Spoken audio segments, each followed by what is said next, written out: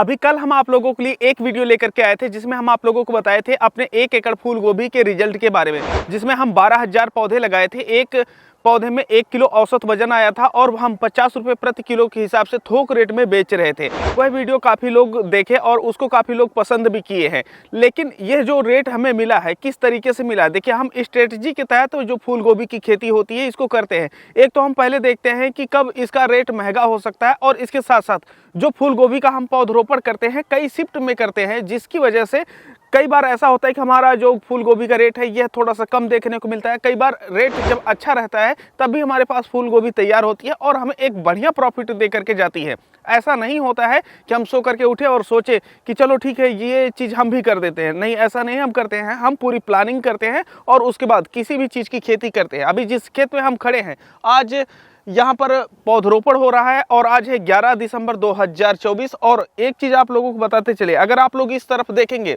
तो जो हमारे फूल गोभी का पौधा है यह तैयार हो रहा है और यह 1 महीने पश्चात कटने लायक हो जाएगा आराम से। और इसके बगल में यहाँ पर फिर पौधरोपण हो रहा है। और इसके उस तरफ अगर हम बात करें तो वहाँ पर जो हमारी ब्रोकली है वह लगाई जा चुकी है, जिसका प्रोडक्शन लगभग 15 से 20 दिन में आने वाला है। और आप लोगों को एक चीज़ बताते चले कि ये जो हमारे केले के पौधे आप लोग छोटे देख रहे होंगे, तो देखिए हमारे क्षेत्र में जो जिउतिया है, छठ है और एकादशी नवरात्रि का जो त्यौहार होता है यह बहुत धूमधाम से मनाया जाता है, जिसकी वजह से जिउतिया में और छठ में बहुत ज़्यादा केले की मांग होती है। तो इस वजह से हम जो केले की खेती करते हैं इसको पछेती करते हैं, जिसकी वजह से इसका जो रेट होता है हमें थोड़ा सा ज़्यादा मिलता है। लेकिन केले की खेती में एक समस्या देखने को ये मिलती है कि जब ठंड के समय में इसकी देखरेख करनी होती है तो नए किसान भाई देखरेख नहीं कर पाते हैं। अगर आप लोगों के पास पर्याप्त जानकारी नहीं है, ठंड में जब पाला पड़ता है उसकी वजह से पौधे काफ़ी ज़्यादा प्रभावित हो जाते हैं। लेकिन ये रहा अपडेट। हम आज की इस वीडियो में जो अपने केले के खेत में फूल गोभी के पौधरोपण कर रहे हैं यह किस तरीके से कर रहे हैं, और अगर आप लोग खेती सहफसली के तौर पे करना चाहते हैं तो आप लोगों को किस तरीके से करनी चाहिए, ये सारी जानकारी मिलेगी आप लोगों को इस वीडियो में। नमस्कार, मैं हूं देव मौर्य और आप लोग देख रहे हैं स्मार्ट किसान यूट्यूब और फेसबुक चैनल। आगे बढ़ने से पहले आप लोगों के लिए एक जरूरी सूचना। देखिए जब भी हम जैविक खेती करने जाते हैं तो हमारी सबसे बड़ी समस्या ये होती है कि कौन से जैविक उर्वरक, कीटनाशक, फंगिसाइड घर पे कैसे बनाएं, उनमें कौन से तत्व पाए जाते हैं और उनका खेतों में हम कैसे किस मात्रा में उपयोग कर सकते हैं। तो इन्हीं समस्याओं को ध्यान में रखते हुए हमने एक किताब लिखी है जिसमें आप लोगों को 101 प्रकार के जैविक उर्वरक, कीटनाशक, फंगिसाइड ट्रैप घर पे बनाने एवं उनके उपयोग करने की जानकारी दी गई है। यह किताब आप लोगों को 101 रुपये में मिलती है। किताब पीडीएफ में हिंदी और अंग्रेजी दोनों में उपलब्ध है। एक टॉफी से भी कम कीमत में आप लोगों को ये किताब मिल जाती है। एक चीज हम आप लोगों को बताना चाहेंगे, क्या आप जानते हैं कि समाधि खाद क्या होती है? तो अगर आप लोग समाधि खाद जानना चाहते हैं, यह बहुत ताकतवर खाद है, इस किताब में उसके बारे में भी जानकारी दी गई है। तो इसमें बहुत सारी ऐसी चीजें बताई गई हैं जिसके बारे में आप शायद सुने भी ना हो। तो आप लोग दिए गए नंबर पे पेमेंट करके उसी पे आप लोग व्हाट्सएप कर दीजिए पेमेंट का स्क्रीनशॉट और ये किताब तुरंत आप लोगों को मिल जाएगी। जब भी हमारे किसी खेत में एक मुख्य फसल लगी होती है और उसके साथ हम कुछ ऐसी फसलें लगाते हैं जो कि उनके साथ हम उत्पादन ले सकते हैं, उनको बोलते हैं सहफसली खेती। अब ये जो हमारा केले का पौधा होता है यह बड़ा होता है और इसके नीचे हम 1 से 2 फुट तक ऊंचाई वाली जो फसलें होती हैं उनको ले सकते हैं। तो हमने निर्णय लिया कि जो फूल गोभी है इसे हम लगाएंगे। अब फूल गोभी का जो पौधरोपण है यह हम 11 दिसंबर 2024 को क्यों कर रहे हैं, अब हम इस वैरायटी को क्यों लगा रहे हैं? देखिए ये एक ऐसी वैरायटी है जिसे अगर हम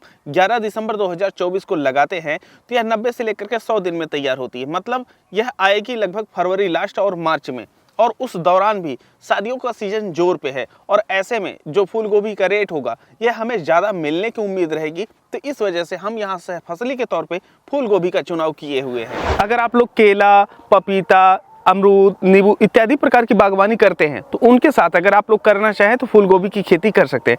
फूल गोभी की खेती इनमें करने के लिए आप लोगों को क्या करना चाहिए? सबसे पहले आप लोग पावर टिलर या ट्रैक्टर अगर चलने लायक है तो ऐसी परिस्थिति में आप लोग अच्छे से अपने खेत की गुड़ाई कर दीजिए। गुड़ाई करने के पश्चात आप लोगों को इसमें बेड बनाना होता है। लेकिन एक चीज़ का ध्यान रखिए, जब आप लोग गुड़ाई कर रहे होते हैं तो जो आखिरी आपकी गुड़ाई होती है उसी दौरान इसमें जो फर्टिलाइजर होते हैं वह डाल दिए जाते हैं। अब फर्टिलाइजर आप लोग डालते समय किन किन फर्टिलाइजर को डालना चाहिए? देखिए एक चीज़ का ध्यान रखें कि हम आप लोगों से एक चीज़ कहेंगे कि ज़्यादा दिमाग लगाने की आवश्यकता नहीं है। NPK 12-32-16 आता है, उसको ले लीजिए 75 kg प्रति एकड़ के हिसाब से, या जो हमारी DAP आती है उसको ले लीजिए आप लगभग 75 से 80 kg प्रति एकड़ के हिसाब से, और उसे पूरे खेत में बिखेर करके अंतिम गुड़ाई कर दीजिए। अंतिम गुड़ाई करने के पश्चात अगर आप लोग फ्लड इरिगेशन से खेती करना चाहते हैं तो आप लोग क्यारी बना दीजिए, लेकिन हम यहाँ पर बेड मेथड से खेती कर रहे हैं क्योंकि यहाँ पर हमारे पास ड्रिप सिंचाई की सुविधा उपलब्ध है, तो इस वजह से हम यहाँ पर फ्लड इरिगेशन नहीं करेंगे। तो अगर हम बेड बनाते हैं तो यहाँ पर हमें बेस्ट रिजल्ट देखने को मिलेगा। अब आपका खेत तैयार हो गया है, आप उसमें खाद भी डाल चुके हैं, अब आप लोगों को बनाना होता है बेड। अब आप लोग सोच रहे होंगे कि बेड हम कैसे बनाएंगे, तो देखिए जो हमारे पास पावर टिलर है उसी की सहायता से उसमें जो रेजर अटैचमेंट आता है वही लगा करके हम यहाँ पर बेड बना दिए हैं। अब जब हमारा बेड तैयार हो गया तो यहाँ पर जो हमारे पौधे हैं वह लगाए जा रहे हैं। अब हमारे एक पौधे से दूसरे पौधे की जो दूरी है केले की, यह है 6 फीट, और 6 फीट में हम यहाँ पर जो हमारे केले के बीच की दूरी है, जैसे यहाँ पर, तो यहाँ पर हम लगा रहे हैं 3 पौधे, और ये जो साइड में दूरी है मतलब बेड के किनारे पे यहाँ पर जो लगाए जा रहे हैं यह 4 पौधे लगाए जा रहे हैं। मतलब 6 फीट में हम 4 पौधे लगा रहे हैं, और जो बीच वाला एरिया है, क्योंकि केले के लिए भी कुछ छोड़ना रहेगा और इस पौधे के लिए भी कुछ छोड़ना रहेगा, तो बीच में हम 3 पौधे ही यहाँ पर डाल रहे हैं। इस तरीके से एक बार पौधे यहाँ पर सबसे पहले डाल दिए गए हैं और उसके बाद उस तरफ से लोग लगाते हुए चले आ रहे हैं। तो यहाँ पर जो ताना बाना बुना जाता है, जैसे हम सजावटी के लिए करते हैं, तो यहाँ पर वो चीज़ें नहीं की जा रही हैं। इसका कारण ये है कि फसली के तौर पे किया जा रहा है, यहाँ पर एक क्रम से नहीं लगाया जा सकता है, लेकिन यहाँ पर जिस क्रम से लगाया जा सकता है उस क्रम से यहाँ पर हम लगा रहे हैं।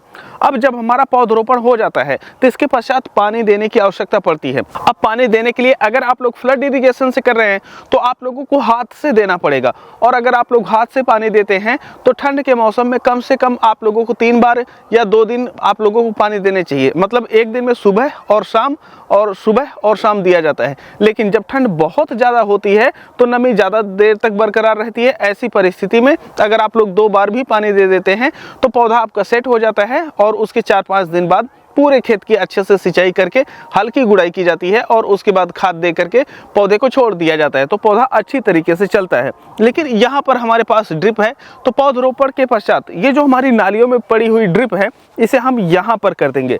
अब यहाँ पर हमारी एक ड्रिप हो जाएगी, दूसरी ड्रिप हो जाएगी यहाँ पर। अब इससे क्या होगा कि जो हमारे गोभी के पौधे हैं इनको भी पानी मिलेगा, और जो हमारे केले के पौधे हैं इनको भी आराम से पानी मिलता रहेगा। अब इस दौरान जो भी हमारे घुलनशील उर्वरक होंगे वहाँ पर हम ड्रिप में चला देंगे, और जो हमारे उर्वरक घुलनशील नहीं है उन्हें हम सीधा जो हमारी परंपरागत विधि होती है उसी तरीके से हम देते हैं। देखिए हम एक चीज़ आप लोगों को बताते चले कि जो उर्वरक घुलनशील आते हैं वह काफ़ी ज़्यादा महंगे होते हैं, इस वजह से उनका हम ड्रिप में प्रयोग नहीं करते हैं। कारण यह है कि लागत बहुत ज़्यादा बढ़ जाती है और उस हिसाब से हमारी प्रॉफिट नहीं बढ़ती है। तो ऐसे में जो घुलनशील उर्वरक आते हैं हम उनका प्रयोग नहीं करते हैं। अभी जिस तरीके से हम आप लोगों को बताए हैं उस तरीके से अगर आप लोग प्लांटेशन करते हैं, सेम उसी तरीके से हम प्लांटेशन यहाँ पर किए हुए हैं, तो इसका जो रिजल्ट है आप लोग यहाँ पर देख सकते हैं कि खरपतवार लगभग ना के बराबर है, और जो हमारे पौधे हैं यह पूरी अच्छी तरीके से विकास कर रहे हैं। जब हमारा फूल गोभी का पौधा अपने अनुकूल वातावरण पाता है, जो कि ठंड का मौसम होता है, तब इसके जो पौधे हैं यह जब विकास करते हैं तो इनकी जो पत्तियां होती हैं यह कुछ इस तरीके से ऐंठी हुई रहती हैं, एकदम सीधी नहीं रहती हैं। और अगर फूल गोभी के पौधे में इस तरीके से ऐंठी हुई पत्तियां दिखाई दे रही हैं तो इसका मतलब ये होता है कि इस पौधे का जो प्रोडक्शन है आने वाले समय में काफ़ी ज़्यादा बेहतर आएगा। और अगर पत्तियां सीधी रहती हैं तो इसका मतलब ये है कि प्रोडक्शन आपका कम आएगा।